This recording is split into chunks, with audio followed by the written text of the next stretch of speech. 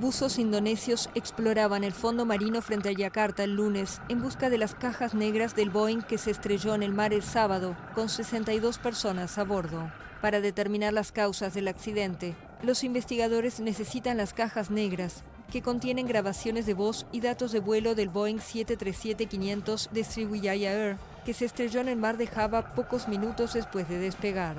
Al menos 2.500 socorristas y soldados participan en una operación de búsqueda que permitió localizar la señal de 2 cajas negras. Los socorristas informaron el domingo por la noche que habían recuperado 10 bolsas que contenían restos humanos, 16 grandes partes del fuselaje y 10 bolsas de fragmentos a unos 23 metros de profundidad.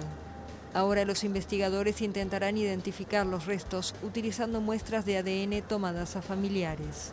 Los 62 pasajeros y la tripulación del vuelo eran indonesios.